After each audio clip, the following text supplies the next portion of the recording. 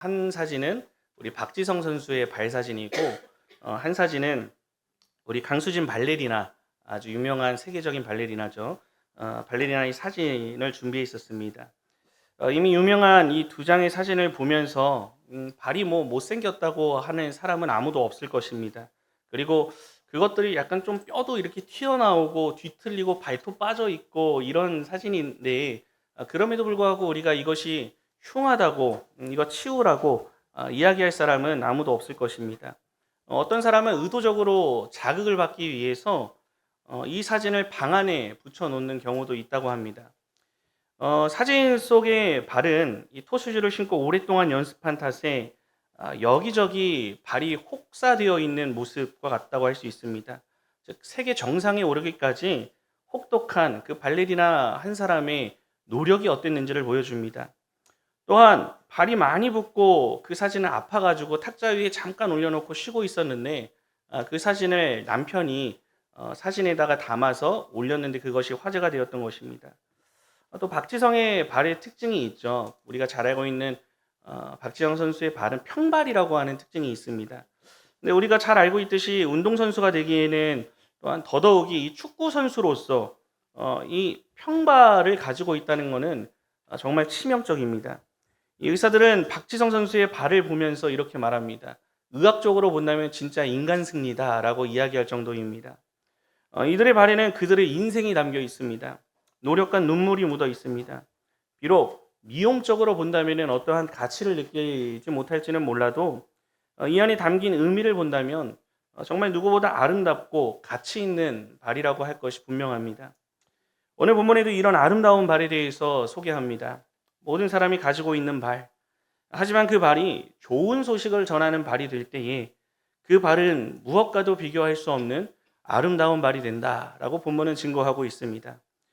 먼저 여기서 말하는 좋은 소식이란 무엇이겠습니까? 단순히 감동적인 이야기를 말하는 것은 아닙니다. 믿지 않고 듣지 못한 자들을 위해서 복음의 소식을 증거하기 위해 이곳저곳을 돌아다니는 그 복음 전파의 발을 의미합니다. 자신이 구원받은 사실에 결코 만족해 있지 않고 그 은혜에 감격하면서 마땅히 주의 복음에 증거하기 힘쓰는 복음 전파를 위한 발입니다. 분명 그 발은 좀 더 수고스럽습니다. 무언가 헌신해야 합니다. 누군가를 위해 희생해야 하고 그 사람의 수준에 맞춰 낮아져야 하지만 복음을 듣지 못한 자들을 위해 그 수고를 마땅히 여기는 발, 그 발이 바로 아름다운 발이다라고 본문은 증거합니다. 그저 발이라는 신체의 한 부분만 본다면 결코 아름다울 것이 아무것도 없지만 좋은 소식을 전하기 위해 걷는 발은 이 박지성 선수나 강수진 발레리나의 발보다 차원 높은 아름다운 발이 되는 것입니다. 2025년 상반기 태신장학기 운동과 그리고 각종 전도 활동을 시작하게 될 이 좋은 계절, 이 3월의 시작과 함께 좋은 소식을 전하는 아름다운 발이 되어야 하는 우리 성도들의 구체적인 모습이 무엇인지를 함께 생각하며 은혜를 나누고자 합니다. 첫 번째로 이 복음의 소식을 듣지 못한 자들에게 전도의 사명을 감당하는 모습입니다. 오늘 본문 11절에서 15절까지의 말씀을 다 함께 합독해서 읽도록 하겠습니다. 시작. 성경에 이르되 누구든지 그를 믿는 자는 부끄러움을 당하지 아니하리라 하니 유대인이나 헬라인이나 차별이 없음이라 한 분이신 주께서 모든 사람의 주가 되사 그를 부르는 모든 사람에게 부요하시도다. 누구든지 주의 이름을 부르는 자는 구원을 받으리라. 그런즉 그들이 믿지 아니하는 이를 어찌 부르리요? 듣지도 못한 이를 어찌 믿으리요? 전파하는 자가 없이 어찌 들으리요? 보내심을 받지 아니하였으면 어찌 전파하리요? 기록된 바 아름답도다. 좋은 소식을 전하는 자들의 발이여 함과 같으니라. 아멘. 바울은 11절에서 말합니다. 예수님을 믿는 자는 부끄러움을 당하지 않는다라고 하는 선포입니다. 여기서 부끄러움이라고 하는 것은 실망하다 그리고 창피를 당하다 이런 의미가 있습니다. 예수님을 믿는 사람은 하나님 앞에서 확실한 구원의 보장을 받기 때문에 최후 심판대 앞에서 우리가 실망한 일이 벌어진다거나 후회할 일이 없다는 것을 뜻합니다. 이러한 놀라운 은혜는 어떻게 얻게 됩니까? 누구든지 주의 이름을 부르는 것으로 증명된다고 기록되어 있습니다. 물론 단순히 예수님의 이름을 부른다는 것이 아니라 마음으로 믿고 입으로 시인하는 그 상태를 의미합니다. 하지만 이 세상 누구도 스스로 진리를 터득할 수 있는 사람은 없습니다. 한 영혼이 예수님을 마음으로 믿고 입으로 시인하기까지는 누군가가 전파한 좋은 소식, 즉 복음 전파라는 전도의 행위로 시작되게 됩니다. 이에 대한 내용이 14절과 15절에 잘 기록되어 있습니다. 한 사람이 구원을 받는데 거치는 전 과정이 논리적 순서에 따라서 잘 진행되고 있음을 보게 됩니다. 먼저 14절을 보시면요. 믿지 아니하는 이를 어찌 부르리요? 라고 했습니다. 여기서 부른다라고 하는 것도 마찬가지입니다. 단순히 부르는 외침이 아니라 믿음의 고백을 뜻합니다.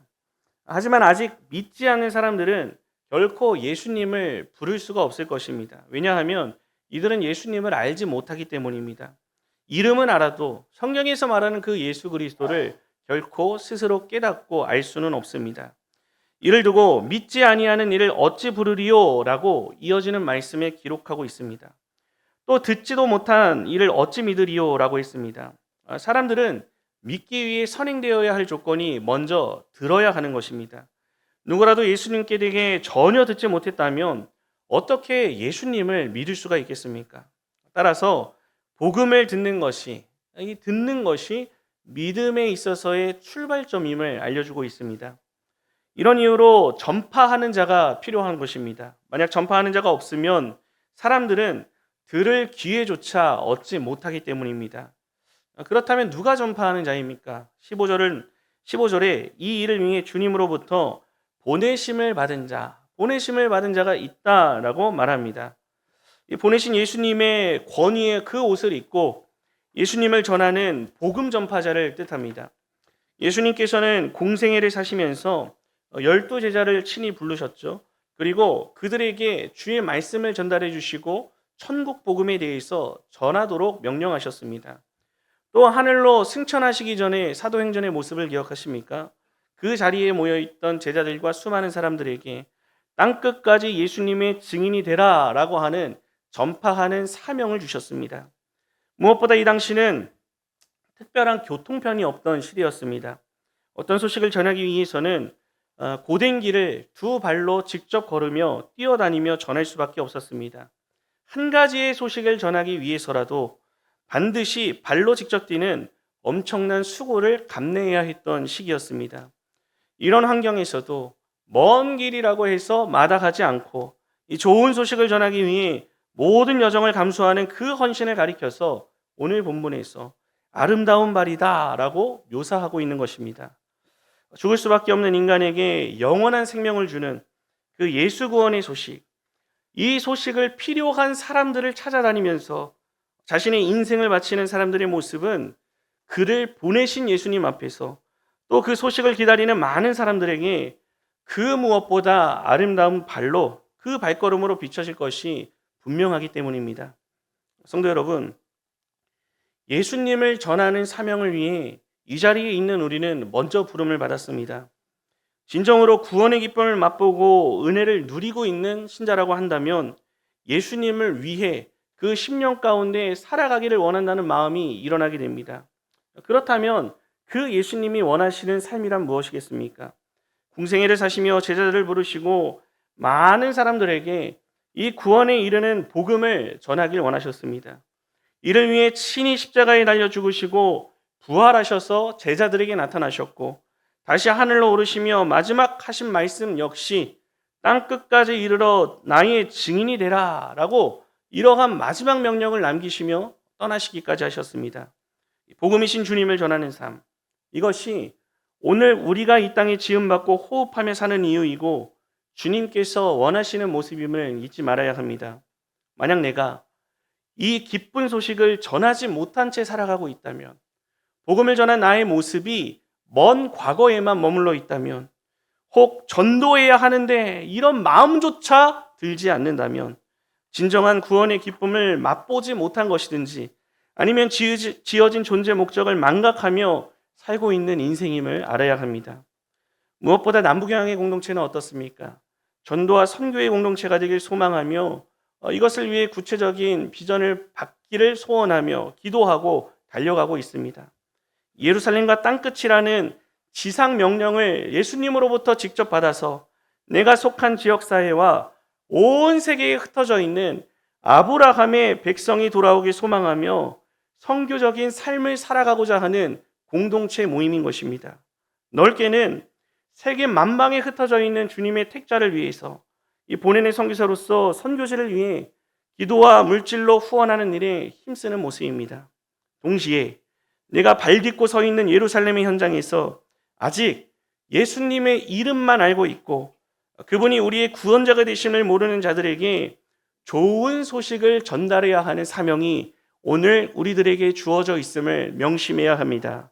믿지 않는 가족, 믿지 않는 친척, 믿지 않는 친구, 믿지 않는 동료, 가까이에 있는 그 사람부터 내가 만나고 관계 맺는 수많은 사람에게 복음을 전할 수 있어야 합니다.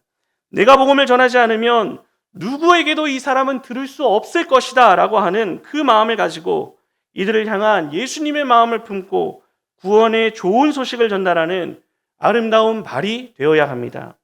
이에 따른 헌신과 희생이 동반된다면 마땅히 좋은 것으로 여기고 한 영혼을 위해 작은 것이라도 헌신하며 나아갈 수 있는 아름다운 발이 되어야 하는 것입니다. 나를 먼저 불러주신 그 구원의 은혜를 꼭 생각하시면서 그 복음을 힘써 증거하길 원하시는 우리 주님의 사명을 따라서 예수님을 증거하고 교회 생활의 은혜를 자랑하시면서 때를 얻든지 못 얻든지 늘 전도에 힘쓰며 살아가시기에 부족함이 없는 우리 남교양의 모든 성도들이 되시기를 우리 주님의 이름으로 간절히 축원합니다. 둘째로 복음의 소식을 전파한 후의 결과는 주님께 맡기는 모습입니다. 오늘 본문 16절에서 18절까지의 말씀을 다 함께 합독해서 읽겠습니다. 시작. 그러나 그들이 다 복음을 순종하지 아니하였도다. 이사야가 이르되 주여 우리가 전한 것을 누가 믿었나이까 하였으니 그러므로 믿음은 들음에서 나며 들음은 그리스도의 말씀으로 말미암았느니라. 그러나 내가 말하노니 그들이 듣지 아니하였느냐? 그렇지 아니하니 그 소리가 온 땅에 퍼졌고 그 말씀이 땅끝까지 이르렀도다 하였느니라. 아멘. 우리는 앞서 예수님께서 보내어주신 그 복음 전파자의 아름다운 수고와 헌신을 통해서 이 복음이 전해지고 그리고 열매 맺어 한 영혼이 그리스도를 영접하게 됨을 보았습니다. 하지만 우리가 이미 잘 알고 있는 대로 복음을 전파하는 대로 그 족족 다 그것을 듣고 따라오는 것은 아닙니다. 16절 말씀과 같이 이들이 다 복음을 순종하지 아니하는 결과를 자주자주 마주하게 됩니다. 이것이 오늘날 복음 전파자로 살아가는 저와 여러분이 마주한 현실이기도 합니다. 심지어 이런 현상은 바울 시대나 우리 시대뿐만 아니라 구약 시대에도 마찬가지였습니다. 사도 바울은 이와 관련하여 이사야 선지자가 활동하던 시기를 예로 들어 말합니다. 이사야 53장 1절의 말씀입니다. 주여 우리가 전한 것을 누가 믿었나이까? 라고 하는 이 선지자 이사야의 고백으로 확인할 수 있습니다. 이사야가 고난받는 종이라는 주제를 가지고 장차 오실 메시아에 대한 예언의 메시지를 힘있게 전했음에도 불구하고 바르게 전했음에도 불구하고 유다 백성들은 듣지도 않았고 당연히 믿지도 않았습니다. 이 세상 그 어떤 민족보다 이 소식을 가장 먼저 접한 이스라엘 백성이었지만 절대 다수의 사람들은 그 복음의 메시지를 거부했습니다. 심지어 신약에 와서는 예언된 그리스도를 직접 만나게 되는 특권을 누린 그 사람들조차 그분이 직접 전하는 복음의 메시지에 응답하지 않던 많은 무리들이 있었습니다. 예수를 죽이고자 하는 무리까지도 있었습니다. 왜 이렇게까지 불순종한 무리들이 많았던 것입니까? 혹시 이스라엘 백성에게 들린 그 복음의 메시지가 뭔가 약했기 때문에 부족했기 때문에 이들이 믿음을 가지지 못한 것은 아니겠습니까? 그런데 오늘 말씀을 보면 절대로 그렇지 않음을 알 수 있습니다. 18절에 그들이 듣지 아니하였느냐? 그렇지 않았다라고 분명히 증거합니다.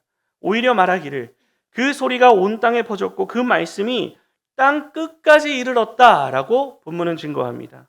이스라엘 백성이 충분히 듣고도 남을 만한 상황이었다는 것을 강조해 설명합니다. 즉 복음을 전하는 일에 있어 어떤 문제가 있었던 것은 아니라는 것입니다. 이렇게 오늘 사도 바울이 살던 시대뿐만 아니라 이전에 이사야의 시대까지 언급하면서 복음을 전하는 메신저나 메시지의 문제가 아닌 그것을 듣는 자들이 그 복음을 거부한 것에 문제가 있었다는 사실을 말하면서 그들은 어떠한 핑계도 될 수 없음을 분명히 명시하고 있습니다. 복음이 이처럼 풍성하고 왕성하게 선포된 후에도 그것을 듣지 않았다, 또한 그것을 거부했다, 그것은 참된 복음을 증거하기에 힘쓴 사도 바울에게 또 이전에 동일한 주님의 말씀을 힘있게 증거한 이 선지자에게는 아무런 책임이 없다는 것을 명시하고 있는 것입니다. 성도 여러분, 복음을 증거하는 삶은 무엇입니까? 복음을 증거한다. 그 삶이 무엇입니까? 그것은 직접적으로는 성경에 계시된 예수 그리스도를 증거하는 일이 됩니다. 이 밖에도 주님이 피 흘려 사신 그 교회를 자랑하는 일도 복음을 전하는 일이 됩니다. 또한 그것으로 초청하는 우리의 입술도 포함됩니다.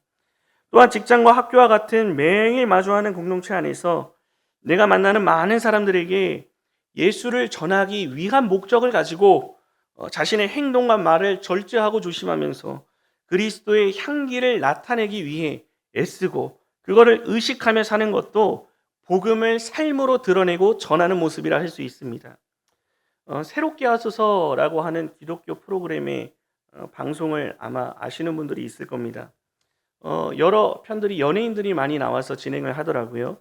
한 젊은 여자 연기자가 출연해서 자신이 교회에 처음 나가게 된 계기를 간증하는 내용을 보았습니다. 언젠가 자신의 주변에 신분을 이어가고 싶은 많은 사람들이나 또한 자신이 따르고 싶은 선배 연기자들이 있었는데 그들의 공통점이 어느 순간 발견됐다고 합니다. 그것을 보니 모두가 다 한 사람도 빠짐없이 교회를 다니는 사람들이었다고 합니다. 자연스레 교회에 대한 마음이 가게 된 겁니다. 어떤 곳이길래 저렇게 교회를 다니는 사람은 다 내가 원하는 사람들이고 가까이 지내고 싶고 내가 따르고 싶어하는 사람들인 것일까라고 궁금증이 유발되게 된 것입니다. 그러면서 어느 선배 동료와 얘기를 하던 중에 얘기 말무리에 자신이 직접 어떤 맥락 없이 그렇게 얘기했다고 합니다. 저도 교회 가고 싶어요. 선배님 교회 다니시죠? 저도 그 교회 다니고 싶은데 어떻게 하면 돼요? 라고 말한 것이 신앙생활의 시작이었고 그 내용의 뒤를 이어서 보면 초신자의 고백은 아니고 이미 예수님을 영접하고 신앙의 고백을 나타내는 모습을 보게 됩니다. 평소 우리 신자의 행동과 말 그리고 나타나는 선한 영향력 자체가 복음을 전하는 축복의 통로가 될 수 있음을 보게 됩니다. 하지만 지금까지 평생 전도를 해보신 분들은 동일하게 고백하실 것입니다. 내가 전한 여러 모양의 복음 전파 행위가 반드시 그 영혼을 다 교회로 이끌지는 못했다는 사실입니다. 그만 좀 하라 라고 하며 핀잔을 들었을 수도 있을 것이고 또한 가정에서 교회 얘기는 이제는 금기시되어 있는 그러한 경우도 있을 것입니다. 노방전도라도 하면 냉담한 반응이 항상 돌아오게 됩니다. 이러니 전도에 대한 자신감은 점점 떨어지게 되는 것이고 노방전도는 효율이 떨어지는 일로 여기면서 형식적으로 그 시간을 참여하게 되는 것입니다. 자신감은 떨어지니 전도에 대한 행동을 더 이어갈 수 없게 됩니다. 동력을 잃어버립니다. 물론 이 땅의 모든 전도자는 한 영혼을 주께로 인도하기 위해 애를 써야 하지만 그것의 결과를 두고 낙심해할 필요는 절대 없음을 알아야 합니다. 왜냐하면 교회로 인도를 받게 되는 것, 또 예수를 영접하게 되는 일은 전적으로 성령 하나님께서 역사하심으로 이루어지는 일이 분명하기 때문입니다. 전도자의 책임은 무엇이냐? 한 영혼을 교회로 데리고 왔느냐는 성과에 달려있는 것이 절대로 아니라 복음을 전하라 라고 하신 그 예수님의 명령을 따라서 사명을 감당하는 책임이 우리에게 주어져 있다는 것을 분명히 기억해야 하는 것입니다. 빌립이 전도했을 때와 같이 와보라, come and see 라고 하는 그 선포, 때를 얻든지 못 얻든지 복음을 전하는 삶을 사는 것, 이것이 우리에게 주어진 책임인 것입니다. 하나님께서 택하신 택자라면 불러주신 전도자를 통해서 그 마음을 동하게 하시고 움직이시고 감동을 주셔서 오게 하실 것이고 그 시기 역시 하나님이 정하신 때에 반드시 이루어지게 됩니다. 구약시대부터 예수님이 활동하던 때와 오늘에 이르기까지 복음의 메시지를 듣고 돌아오는 자보다 거부하는 자들이 항상 더 많게 되어 있습니다. 이것은 우리가 결코 놀랄 일도 아니고 우리 편에서 낙심하고 전도를 포기하고 있을 일도 아닙니다. 물론 한 영혼을 위해 눈물을 흘리며 애타하는 일은 안타깝지만 영혼의 회복은 우리의 능력 밖에 있는 일임을 알아야 합니다. 단지 우리는 주신 사명을 따라서 전도자의 삶을, 그 복음을 증거하는 삶을 쉬지 않고 살아가면서 그 결과는 하나님께 맡기고 나아가는 모습이 우리에게 동반되면 되는 것입니다. 어떤 경우에도 전도자의 사명을 감당하며 그 결과에 있어 실망하거나 낙심하여 전도하는 것 자체를 포기하지 마시고 오직 그 일을 주관하시는 성령 하나님을 더욱 굳게 의지하면서 내게 주어진 복음 전파의 사명과 책임을 힘써 감당하기에 부족함이 없는 우리 남교양의 모든 성도들이 되시기를 우리 주님의 이름으로 간절히 축원합니다. 셋째로 복음의 소식을 알고도 찾지 않는 자들에게 끝까지 손 내미시는 주님의 마음을 전하는 모습입니다. 오늘 본문 19절에서 21절까지의 말씀을 함께 합독해서 읽겠습니다. 시작. 그러나 내가 말하노니 이스라엘이 알지 못하였느냐. 먼저 모세가 이르되 내가 백성 아닌 자로서 너희를 시기하게 하며 미련한 백성으로서 너희를 노엽게 하리라 하였고, 이사야는 매우 담대하여 내가 나를 찾지 않은 자들에게 찾은 바 되고 내게 묻지 아니한 자들에게 나타났노라 말하였고, 이스라엘에 대하여 이르되 순종하지 아니하고 거슬러 말하는 백성에게 내가 종일 내 손을 벌렸노라 하였느니라. 아멘. 앞서 이스라엘이 복음을 받아서 구원에 이를 수 있는 충분한 기회가 그들이 주어졌고 가지고 있었음을 보았습니다. 이어지는 본문에서는 바울은 그러면 이스라엘은 들었지만 왜 이해하지 못한 상태였는지에 대해서 질문을 제기합니다. 19절에 이스라엘이 알지 못하였느냐, 즉 정말로 그들이 하나님의 구원 계획을 몰랐을까라고 하는 질문을 던지고 있는 것입니다. 왜 이런 질문을 던진 것입니까? 역사적인 이스라엘의 상황을 생각했을 때 이 사도 바울은 이것에 대해 질문할 수밖에 없던 상황이었습니다. 실제 이스라엘 백성은 모세의 책을 가지고 있었습니다. 모세 오경이라고 하는 그 책을 손에 들고 그 말씀을 듣고 또한 그의 자녀와 자녀들에게 가르치고 또한 새기게 하고 암송하게 하는 일까지 힘을 썼기 때문에 예언된 그리스도에 대해 이해하지 못했다는 말, 결코 너희가 핑계댈 수 없다는 것을 이야기하는 것입니다.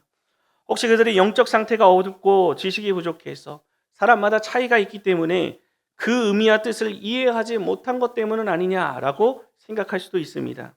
하지만 이건 역시 지지받을 수 없습니다. 하나님께서는 율법만 그들에게 주신 것이 아니라 그것을 가르쳐서 알게 하는 교사들을, 그리고 선지자들을 때와 시기에 따라 하나님께서 보내어 주셨기 때문입니다. 에스라와 같이 율법에 정통한 사람들이 어느 시대에나 있었습니다. 이 때문에 다른 어떤 민족보다 하나님의 메시지를 더욱 분명하고 바르게 이해할 이스라엘이 하나님의 말씀에 무죄했다는 주장, 결코 성립될 수가 없던 것입니다. 이렇게 어떤 주장도 내세울 것 없이 이들은 복음의 메시지를 듣고도 순종하지 않았던 것입니다. 듣고도 순종하지 않았다. 오히려 우상에 빠져 그것을 섬기면서 하나님의 분노를 유발했습니다. 이런 이스라엘에게 하나님께서는 어떻게 반응하십니까? 20절의 말씀입니다. 내가 나를 찾지 않는 자들에게 찾은 바 되고 내게 묻지 않는 자들에게 나타났다라고 하는 이사야 선지자의 말을 인용하고 있습니다. 무슨 말입니까? 하나님의 말씀을 찾지도 않았고 묻지도 않은 그들에게 오히려 그 하나님을 들었지만 떠나 살아가던 그 이스라엘 백성에게 하나님께서 먼저 찾아가 주셨다라고 하는 은혜의 말씀을 보게 됩니다. 이스라엘 편에서 어떤 선한 행위를 나타낸 것도 아니었습니다.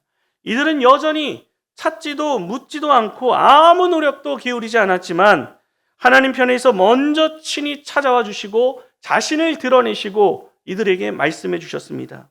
심지어 이렇게 말씀하십니다. 21절을 보시면요, 순종하지 아니하고 거슬러 말하는 백성, 순종하지 않고 거슬러 말하는 그 백성에게 내가 종일 내 손을 벌렸다. 하나님께서 하신 말씀입니다. 놀라운 은혜의 말씀이죠.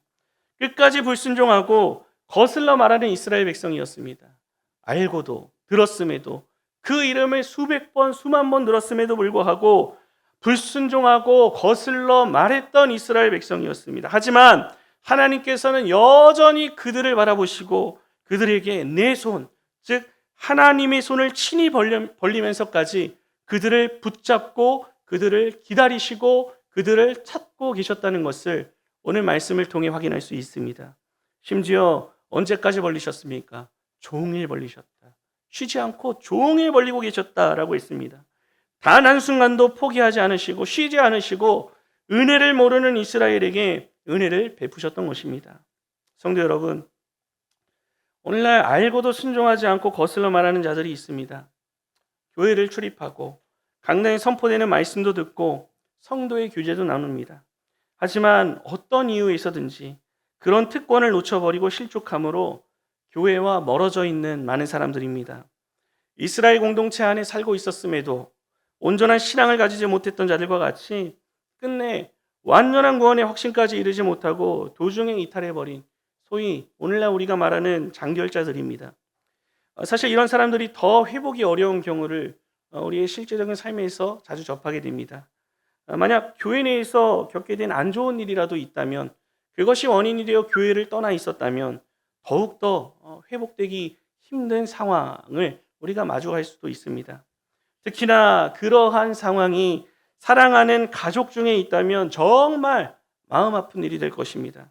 아무리 애를 써도 정말 간절하게 기도해도 이들이 돌아올 기미가 조금도 보이지 않을 때가 있습니다. 그럴 때 우리는 하나님의 택자라면 돌아오겠지라고 생각하게 됩니다. 그리고 그들을 위한 전도자의 일을 나도 모르는 사이에 조금씩 내려놓게 됩니다. 물론 맞습니다. 하나님의 택자라면 하나님의 때에 주님께서 분명히 부르십니다. 어떠한 방법을 통해서라도 하나님은 내 백성을 놓치는 법이 없으시기 때문입니다. 또 은혜를 주셔서 반드시 주님을 구세주로 고백하도록 성령 하나님을 통해서 역사해 주십니다. 신학적으로는 틀림이 없습니다. 맞습니다. 하지만 이 믿음이 내 편에서 그 영혼을 포기하는 방향으로 나타나서는 안 된다는 것입니다. 누군가가 하겠지. 하나님께서 어떻게 하심을 믿기 때문에 다른 방법으로 하겠지. 나는 아닐 거야 라고 스스로 전도하기를 내려놓아서는 안 된다는 것입니다. 하나님께서 하시겠지가 내 편에서 감당해야 할 이 전도자의 사명을 조금 여유 있고 안심하면서 내려놓게 되는 핑계거리가 되어서는 결코 안 되는 것입니다. 그 영혼의 구원은 나를 통해서 구원하시기로 작정하신 하나님의 예정 가운데 놓여있는 하나님의 계획이 있다면 어떻게 하시겠습니까? 가족이 아니어도 마찬가지입니다. 하나님께서는 한 번 부르신 자를 당신의 손으로 꼭 잡고 절대로 놓지 않으십니다. 사람 편에서 돌아섰을지라도 하나님은 떠난 그 사람의 손을 꼭 붙잡고 기다리고 계시기 때문입니다. 그러니 우리는 하나님의 핑계 삼아서 잃어버린 한 영혼을 다시 주님 앞에 데려오는 그 사명을 내 편에서 먼저 내려놓거나 포기해서도 안 되는 것입니다. 가망이 없다라고 사망 선고를 내 편에서 미리 내려서도 절대로 안 되는 것입니다. 내가 종일토록 내 손을 벌려놓으라. 하나님의 말씀입니다. 이렇게 말씀하시면서 끝까지 기다리시고 부르시는 하나님을 신뢰하시면서 우리와 이 자리에 함께했던 그 많은 동역자들, 또 이 자리에 함께했던 사랑하는 나의 가족과 자녀들에게 전도자의 그 사명을 힘써 감당하기에 부족함이 없는 우리 남부교양의 모든 성도들이 되시기를 우리 주님의 이름으로 간절히 축원합니다.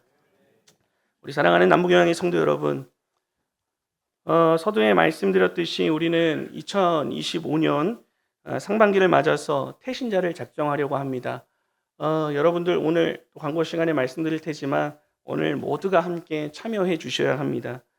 구역 모임 시간을 활용해서 전도 대상자를 품고 해산하기 위해서 함께 기도하면서 이 전도자의 사명을 감당하는 일에 한 사람도 빠짐없이 동참해 주셔야 합니다. 그리고 우리는 계획합니다. 기도합니다. 6월 22일 해산 신자를 초청하려는 특별한 날을 준비해서 그 한 영혼이 열매 맺기를 기대하며 내가 할 수 있는 전도자의 사명을 그 기간 동안 힘써 감당할 수 있어야 하는 것입니다. 또한 3월부터 5월 말까지 한 주를 삼아 전도하는 주로 삼아서 기존 주일 노방 전도와 함께 목요일 시간을 정해서 평일 전도와 또 금요일에는 전도사님과 제가 나가서 합교합 전도를 진행하려고 합니다. 4회부터는 기존에 진행하던 새소식반 모임을 매주 토요일에 진행합니다. 더불어 문화적 수단을 동원하여서 지역사회의 교회를 알리고 궁극적으로 예수 그리스도의 좋은 소식을 전하는 일에 더욱 박차를 가하며 달려나갈 것입니다. 아직도 듣지 못한 자에게 복음의 메시지를 전하기 위해서 우리는 쉬지 말고 헌신해야 하며 마음을 헌신해야 하며 우리의 몸을 헌신함으로써 구원의 복된 소식을 증거하는 이 아름다운 전도자의 발은 남부 경양교회를 더욱 견고한 전도와 선교의 공동체로 세워 나가게 될 것입니다. 예수 그리스도를 먼저 믿게 된 인생 최고의 복을 누리게 된 신자 모두에게 주어진 이 구속사 완성을 위한 전도자의 사명, 그 사명을 힘써 감당하며 좋은 소식을 전하는 아름다운 발의 열매를 풍성히 맺기에 부족함이 없는 우리 남부경의 모든 성도들이 되시기를 우리 주님의 이름으로 간절히 축원합니다. 아멘.